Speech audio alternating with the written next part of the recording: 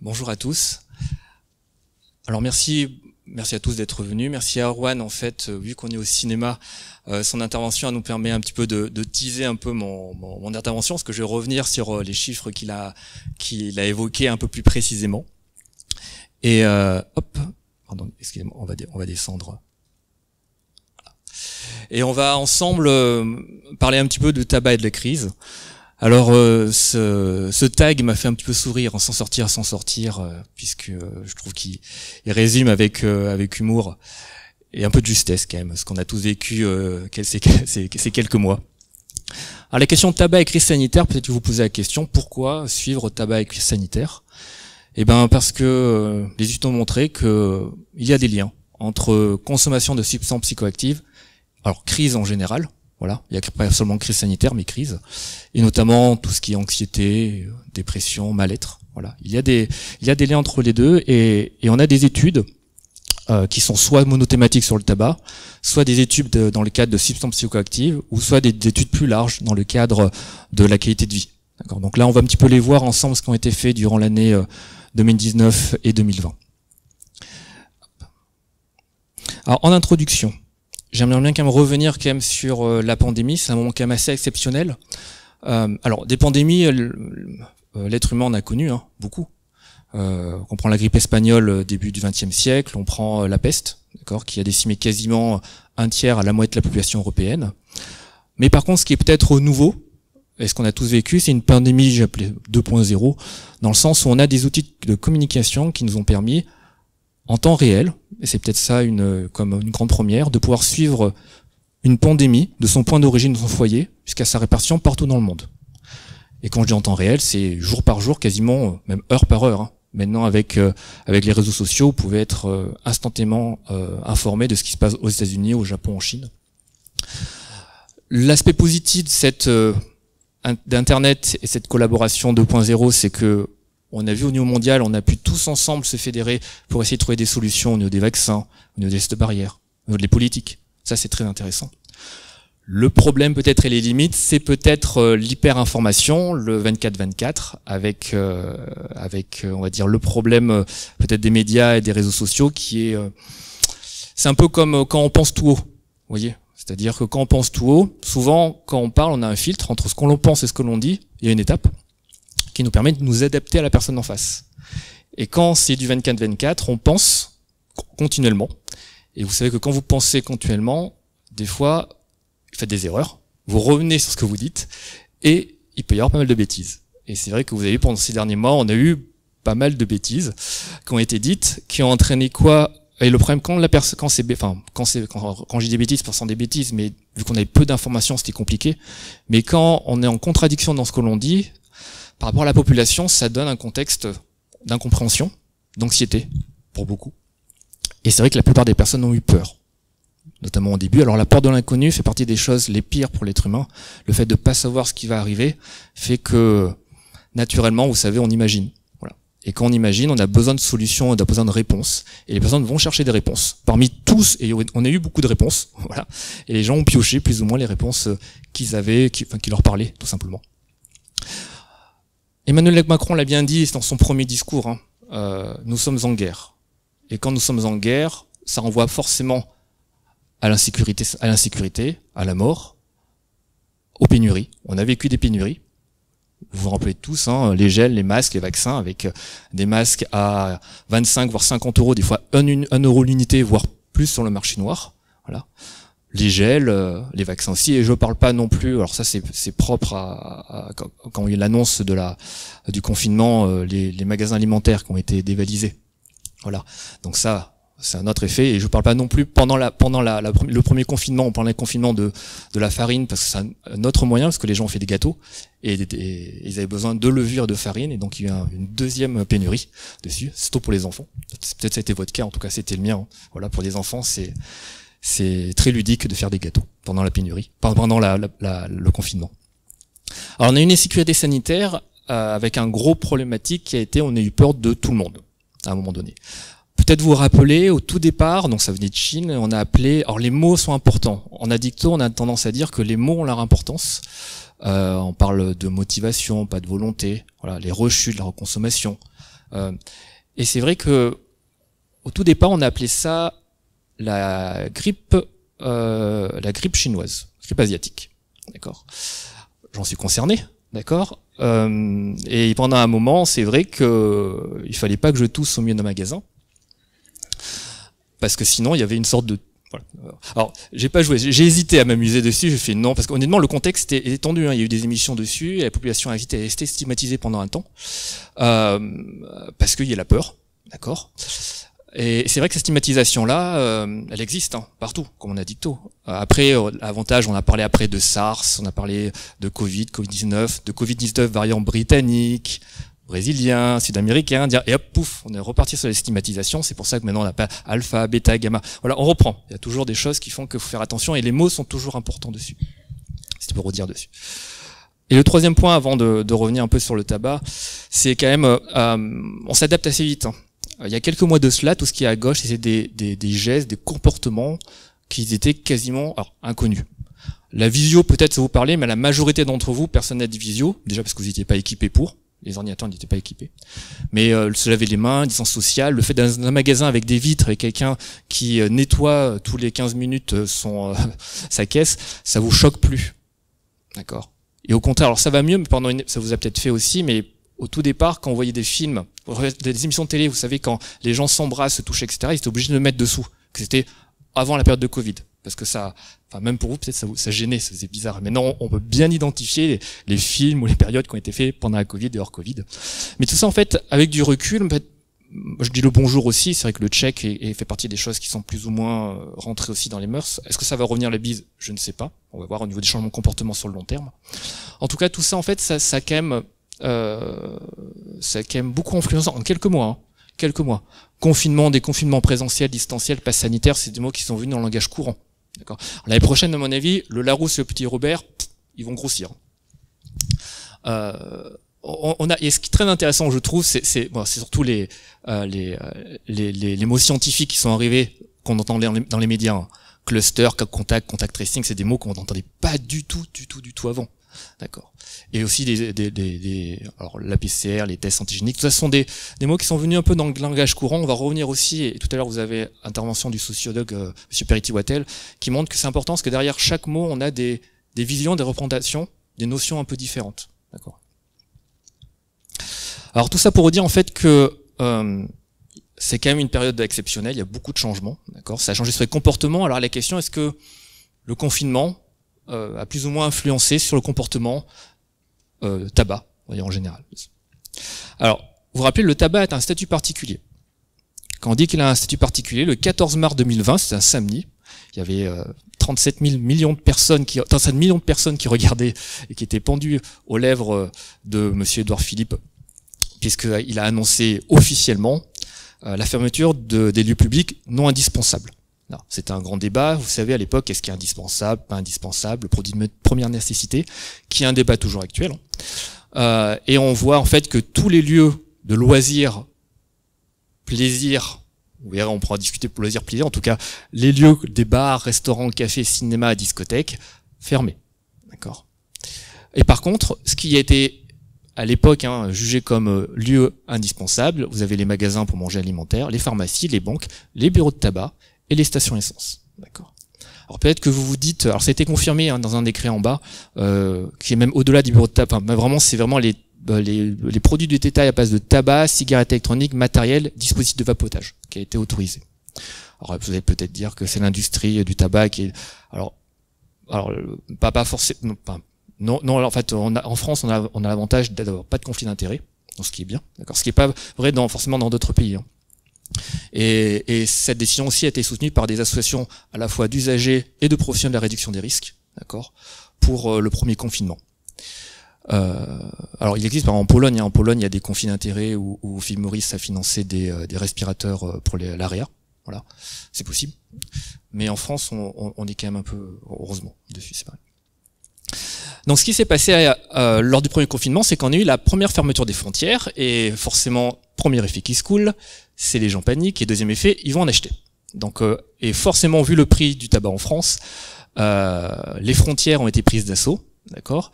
Et l'avantage du premier confinement, qui était un vrai confinement, les autres étaient un peu moins vrais, enfin un peu moins vrais. C'est-à-dire qu'il n'y avait pas forcément eu fermeture des frontières, 100% de télétravail, distanciation, enfin le fait de ne pas sortir. Et grâce en fait à ce premier confinement, on a pu plutôt confirmer, on avait des idées, hein, de confirmer de toutes les ventes qui échappaient au monopole du tabac.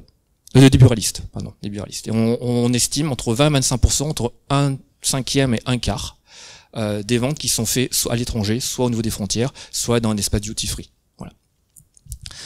Alors ce qui est intéressant, bon, moi j'aime bien ce qu'on appelle Google Trends, qui est un moteur de recherche gratuit que met à disposition Google, qui permet de regarder les mots les plus recherchés à un moment donné. C'est toujours très intéressant de regarder. Et en effet, alors on peut chercher que 2 mots. Mais si vous regardez tabac en ligne et tabac internet, on trouve ces courbes-là, qui sont qu'entre le 17 mars et le 11 mai, qui est le premier confinement, les gens ont cherché où acheter du tabac en ligne ou sur internet. Je pense qu'ils ont surtout comparé les prix, c'était possible. Ce qui est moins pour le deuxième confinement. Vous voyez, déjà on voit moins. Et ce qui est très intéressant à gauche, c'est qu'on voit là où les recherches ont été le plus importantes, et clairement on voit que c'est au niveau des frontières, où les personnes ont essayé de trouver des solutions pour acheter du tabac. Alors avant de revenir sur ce confinement, j'aimerais bien revenir quand même sur l'évolution du tabac, parce qu'on a quand même pas mal travaillé, ce qui a commencé un petit peu à rappeler aussi Erwan, c'est que entre 2000 et 2015, vous voyez en fait qu'on a une stagnation de la prévalence au quotidien. On parle de prévalence de fumeurs au quotidien, donc tous les jours. Et malgré le fait qu'il y ait quand même, on va dire, il y a quand même des actions qui étaient intéressantes. Hein. On prend le Bupropion en 2001. Alors, en 2003, c'est la fin du cigarette de 10, enfin la fin du paquet de 19 inférieur. Enfin, en fait, en gros, c'est la fin du paquet de 10 et des paquets de 4, peut-être que vous vous rappelez, qui étaient surtout destinés aux jeunes consommateurs et aux petits fumeurs. 2005, on n'avait plus le droit de fumer dans les trains et les avions. Pareil, c'était la fin des trains avec un espace fumeur et l'espace moins fumeur. Voilà. 2006, le décret Bertrand avec l'interdiction de fumer, par exemple, ici, d'accord, ou dans des lieux collectifs. La Varenicline arrive en 2007. 2011, on a des images chocs. Et vous voyez, malgré le fait qu'il y a des annonces assez fortes, hein, qu'on a toujours, hein, on avait plus ou moins une stagnation. Ce qui est très intéressant, c'est qu'à partir de 2014 à maintenant, on a mis en place au niveau national des plans. Le premier, c'est le plan national de réduction du tabagisme 14-19, d'accord, et suivi et enchaîné même par le plan national de lutte contre le tabagisme 18-22. Voilà. Et la différence avec avant, c'est que ces plans étaient coordonnés. Enfin, on avait des actions coordonnées avec un objectif bien défini, qu'Erwan a rappelé. D'accord. Et grâce à ces plans, à cette cohérence, on voit en fait qu'il y a eu une chute jusqu'en 2019 de la consommation historique. On n'a jamais eu ça avant. Et là, bon, bien sûr, Erwan les a rappelés, hein, Moisson Tabac, le paquet 10 €, etc. Et on est toujours dedans.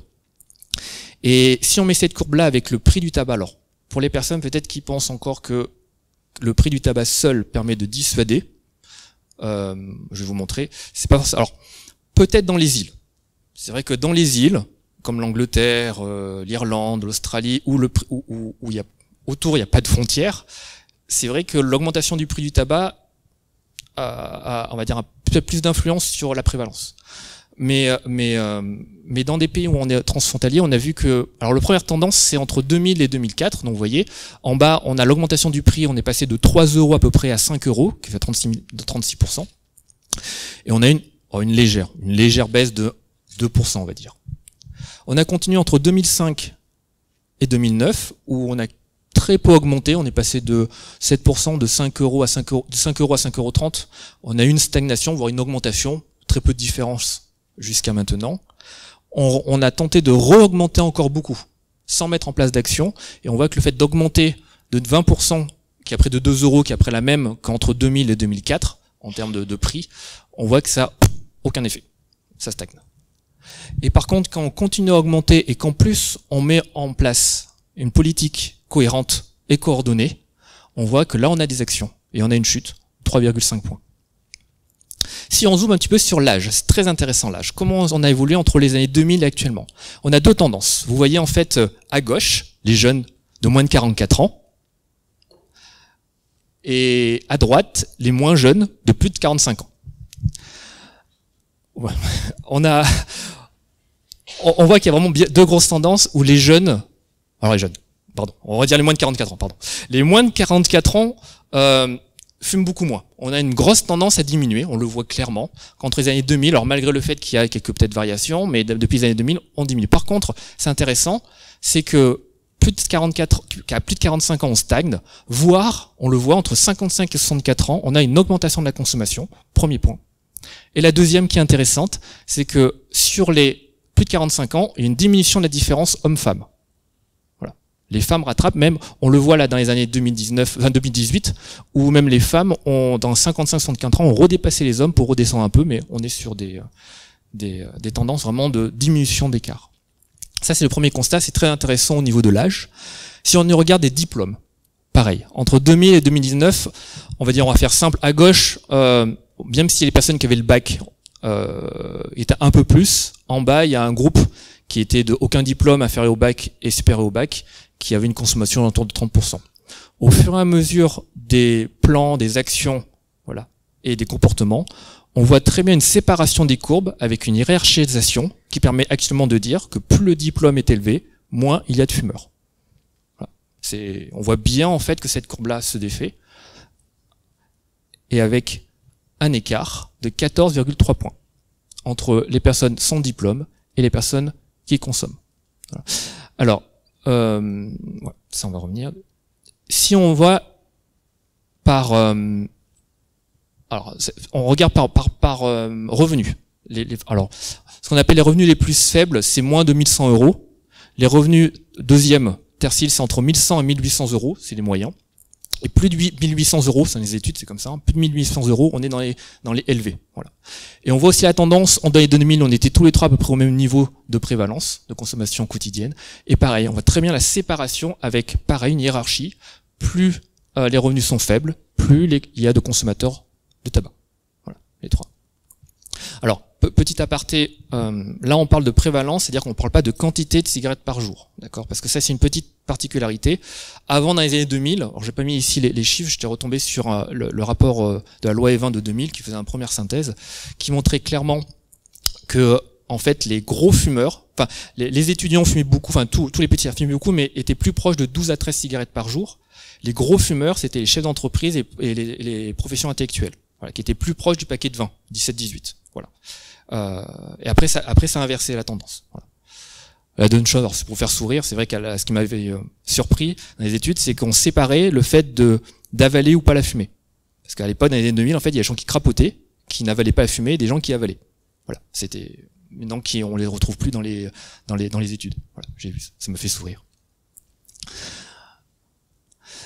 Alors, situation professionnelle, en chômage, même courbe. Vous voyez, en fait, tout ça est cohérent. Hein. On retrouve un point à peu près identique. Alors, ce qui est intéressant, c'est la courbe des étudiants. Les étudiants, ils ont quitté, en fait, la prévalence des chômeurs pour rattraper celle du travailleur. Vous voyez, on voit très bien ça descend, même en bas, pour remonter un petit peu. Et on a vraiment une proportion entre le chômage, on consomme plus, et le travail, on consomme moins. Donc, il y a un facteur plutôt favorisant pour arrêter de fumer. Alors, en conclusion de ces diapositives. On revoit, on l'a confirmé, Herman Othès l'a bien dit, on a vraiment une augmentation de l'écart entre les catégories socio-professionnelles les plus élevées et les catégories socio-professionnelles les moins élevées. On a une augmentation depuis les années 2000, d'accord, jusqu'à 2019. On a toujours une persistance de consommation pour les personnes en situation de précarité, revenus faibles et chômage. Le BHE a publié un article sur le fumeur français en 2019. Qu'est-ce que le fumeur français, en 2020? Qu'est-ce que le fumeur français? Actuellement, le fumeur français, il a au moins 55 ans. Pardon, c'est un homme, de moins de 55 ans, plutôt en situation de précarité, polyconsommateur de substances psychoactives et notamment alcool et cannabis. Il est en moins bonne santé, donc il prend moins soin de santé, on le voit après, puisqu'en fait, il est moins recours à son médecin généraliste professionnel de premier recours, d'accord? Et, alors ça c'est une note de l'enquête, il est moins curieux par rapport à sa santé, donc il va moins sur Internet pour chercher des solutions. Voilà. Ça c'est actuellement le fumeur français actuellement. Alors les enquêtes, il y a eu pas mal d'enquêtes. Alors je vais vous les replacer un peu chronologique, ça permettra de voir un petit peu à quel moment ça a été fait. Alors petit rappel, on se rappelle, mois de novembre, le Wuhan, 2019, premier cas de Covid. Vous avez après en 2019, premier cas officiel, premier cas positif de la Covid en France officiel, parce que ça se trouve il y en a eu déjà avant. Au moins, là j'ai pris dans les journaux, c'est dans les journaux. Février 2020, premier cas de décès, pareil, officiel. Et après on a eu le confinement et la première étude qui s'appelle... Alors oui, je passe rapidement dessus, on pourra discuter si vous voulez, mais c'est une vraie fausse information, vrai faux débat sur tabac et protection contre le Covid, dans laquelle il semblerait... En fait, on a remarqué sur l'observation que il semblerait qu'il y a moins de fumeurs sur les personnes qui arrivaient aux urgences. Voilà. C'était un fait, ce qui est peut-être vrai. Donc il y a eu des études qui ont été faites dans des revues connues, et il y a eu un débat qui a été fait, est-ce que ça serait pas bien de fumer pour protéger. Et il y a eu des débats comme ça, il y a eu même il y a des vidéos, des choses très intéressantes.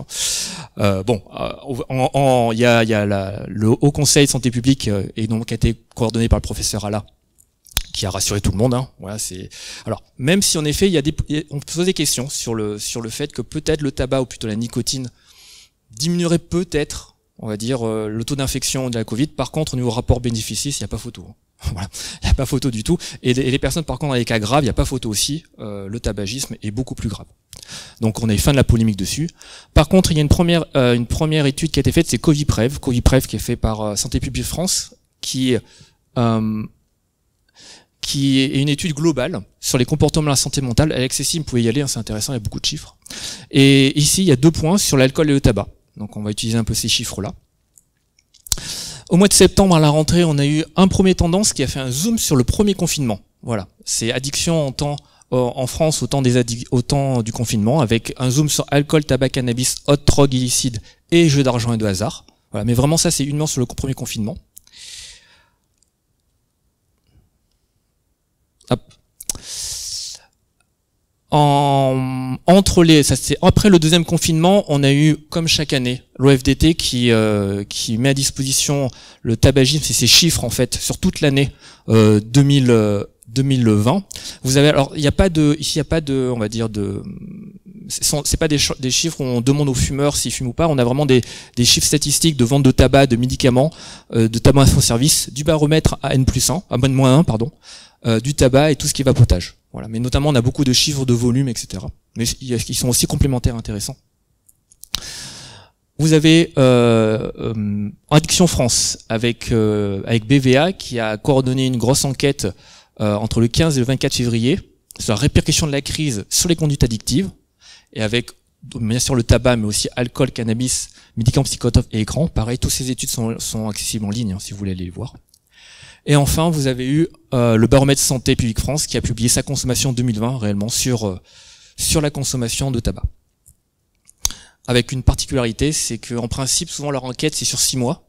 Et là, à cause du confinement, ce qui est aussi intéressant, ils ont fait avant et après confinement. C'est pour ça que je vais pouvoir montrer des chiffres aussi de l'évolution avant et après confinement. Alors, synthèse des données. Première chose, c'est qu'avant tout, la santé psychologique des Français a été la première victime de la crise.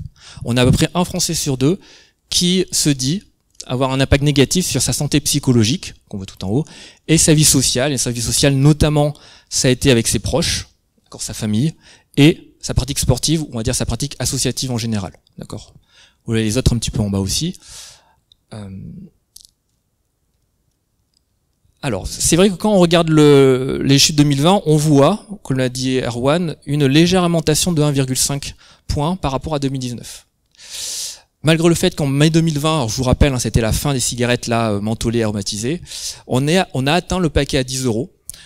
Petit nota bene aussi peut-être, alors je sais pas s'il y a des fumeurs, en tout cas s'il y a des fumeurs, vous avez peut-être remarqué que certains paquets sont redescendus au-dessous des paquets de 10 €, parce que en fait certains industriels en fait ont renié sur leur marge pour revenir dessous la barre symbolique des 10 €. D'accord, on est revenu à certains paquets 9,90 € dessus. Comme quoi cette barre-là est importante. Ouais, donc on voit bien, s'ils redescendent, c'est qu'il y a psychologiquement quelque chose d'intéressant.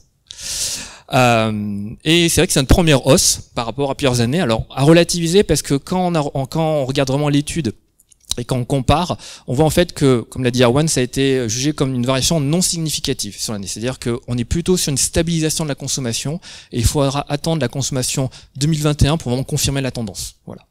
On voit, alors, prévalence de fumeurs totale, on intègre dedans aussi les fumeurs occasionnels. D'accord. Le quotidien, on a quasiment peu bougé. C'est surtout un petit peu la prévalence des fumeurs occasionnels éventuellement qui a bougé. Et le nombre de cigarettes par jour aussi très peu bougé, mais les études statistiques ont montré que c'était non significatif. Ce qui est intéressant par contre, ce qu'on a pu voir, c'est que on a eu, alors, avant et après le premier confinement, avant le premier confinement, fumeurs quotidiens, prévalence quotidienne et fumeurs tous les jours, ça a quasiment pas changé. Par contre, en effet, ça a plutôt impacté les fumeurs occasionnels, avec une augmentation en pré-confinement qui est redescendue après, voire revenir à la normale. Alors, tout à l'heure, je vous avais dit en fait qu'on avait une augmentation de l'écart entre les plus favorisés et les moins favorisés. En 2020, on a encore plus une augmentation. On passe de 14,3, vous voyez, à 15 points. Donc, la crise a clairement impacté. Parfait. On va impacter sur la différence des catégories socio-professionnelles. Au niveau du tabac, alors ça c'est les ventes. C'est pour information aussi. Pareil, on est alors la petite carte de France ici montre en fait les lieux dans lesquels par rapport à 2019 il y a une augmentation en rouge par rapport à l'année précédente des ventes, et au niveau vert où on a une diminution. Et c'est vrai que les deux faisant, d'accord, on a plutôt une stabilisation, voire une diminution des nombres total de tabac, d'accord, qui va aussi en faveur peut-être d'une stabilisation de la consommation plutôt qu'une augmentation. Si on zoome sur les fumeurs. Entre 2020 et 2021, on a à peu près un tiers des personnes qui ont dit qu'ils ont dû augmenter. Ce qui est intéressant, c'est qu'il y a quand même aussi 17% des personnes qui ont aussi réussi à diminuer, d'accord, et la moitié qui a après stabilisé. Si vous zoomez sur les personnes qui ont augmenté, pourquoi est-ce qu'ils ont augmenté sans focus? C'est vrai que dans 60% des cas, il y a quand même des personnes qui ont été suivies pour au moins une addiction, donc il y a une co-consommation, une co-addiction. C'est plutôt des gros fumeurs dans plus de la moitié des cas, avec plus de 10 cigarettes par jour. Et c'est intéressant, il y a aussi le lien du télétravail, d'accord, on avait dit que le travail était un facteur favorisant aussi de protection pour fumer moins ou pas fumer, et peut-être que travailler chez soi, pour certaines personnes, était un facteur favorisant pour augmenter. On va finir par les causes et les personnes touchées. Les études ont montré pourquoi est-ce qu'ils ont fumé plus. Alors dans cet ordre-là, c'est ce qui a été le plus souvent évoqué. C'est avant tout l'ennui et le manque d'activité. D'accord, le fait de ne rien faire. Forcément aussi le stress et l'anxiété. Voilà. L'isolement et la solitude, notamment pour les personnes célibataires. Et bien sûr aussi, qui est quand même très proche en addicto, de la plaisir. D'accord, le fait d'avoir un plaisir ou le seul moment de plaisir de la journée. Voilà. On l'a vu tout à l'heure, qui était le plus touché, c'est forcément les personnes en situation financière très difficile. C'est des personnes qui étaient au chômage, voilà, au moins durant l'année. Les étudiants, voilà, extrêmement mal vécu pour ceux qui ont travaillé avec des étudiants. Ils ont vraiment très très mal vécu le confinement, le télétravail, etc. Notamment pour ceux qui étaient en première année, qui arrivaient, c'est tout nouveau. Les personnes qui avaient des co-addictions aussi, c'était très très compliqué. Et les personnes vivant seules le confinement. Parfait, donc je suis dans le timing en plus. Alors pour conclure, juste pour vous dire, vous l'avez compris, hein, on a vécu une année 2020 exceptionnelle et dans un contexte, alors anxiogène, je suis passé un peu rapidement dessus, mais pas pour tout le monde. Hein. Je suis passé là-dessus parce que tout à l'heure je vous avais dit que pour la moitié des gens, il y avait des personnes qui l'ont mal vécu. En vert, il y a quand même des gens qui l'ont bien vécu. Et je l'ai pas mis ici, mais il y a des études sur notamment la qualité de vie au travail, qui est dans les grandes villes, qui a plutôt été très apprécié, le fait de plus se déplacer, voilà, le fait de faire moins de route, le fait de travailler à son rythme chez soi, etc. Pour certaines personnes a été vécu comme positif. On a une stabilisation. On va voir. On va attendre 2021 et c'est vrai qu'on va attendre la tendance. Mais le problème vraiment, c'est que même si on a une stabilisation, il y a une répartition différente des fumeurs où c'est plutôt les plus défavorisés qui fument beaucoup plus. D'accord.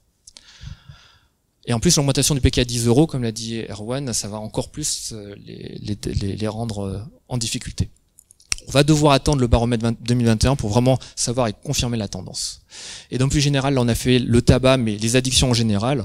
Je vais conclure un peu là-dessus. C'est vrai que pour le tabac, le cannabis, on a tendance quand même à une augmentation de la consommation. L'alcool, pas tant que ça. les études ont montré en fait qu'il y a une stabilisation. Par contre, pareil, c'est-à-dire que même s'il y a une stabilisation, les populations les plus en difficulté ont eu tendance à augmenter. Voilà, toujours pareil. Mais en termes global, c'est plutôt stabilisé. Et bien sûr, ce qui a explosé, toutes les études l'ont montré, c'est le temps devant les écrans, voilà, qui ont vraiment explosé dessus, notamment au niveau des enfants et des jeunes. Voilà. Je vous remercie de votre attention.